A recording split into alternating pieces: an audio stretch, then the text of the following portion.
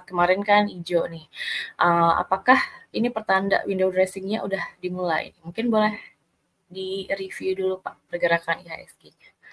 Iya, jadi kalau misalnya kita lihat dari pergerakan IHSG, saya mungkin share dulu statistik perdagangan kemarin ya. Jadi kalau misalnya my friends perhatiin, kemarin itu IHSG akhirnya mengalami kenaikan yang cukup kuat dan trennya kembali lagi on track. Terus juga kalau kita perhatikan banyak saham-saham yang hijau, tapi lagi-lagi saham perbankannya itu belum menjadi salah satu penggerak motornya lah ya kalau boleh dibilang.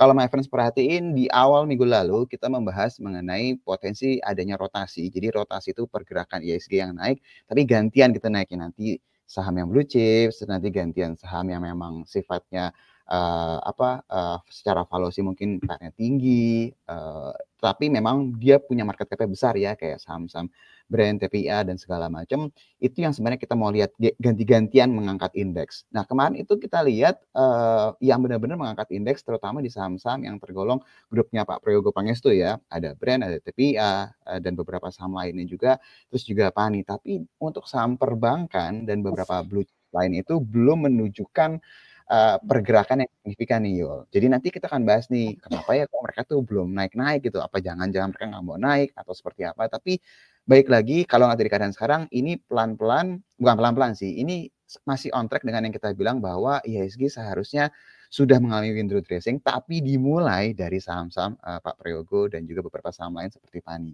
Nah ini kalau my friends perhatiin, kelihatan banget ya, kemarin transaksi kecil banget, cuma 9,6 T nih di sini.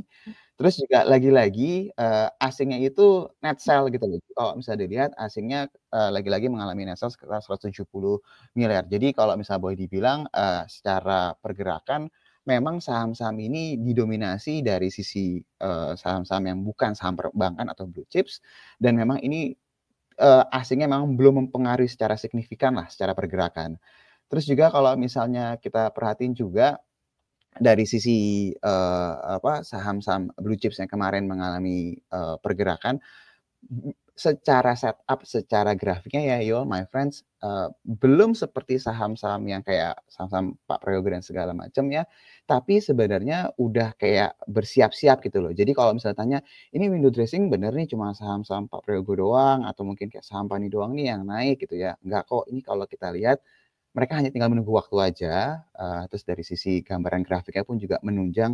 Jadi seharusnya dalam waktu dekat kita juga akan melihat mereka mengikuti pergerakan saham dari Pak Prayogo dan yang lainnya juga. Jadi harusnya IHSG masih on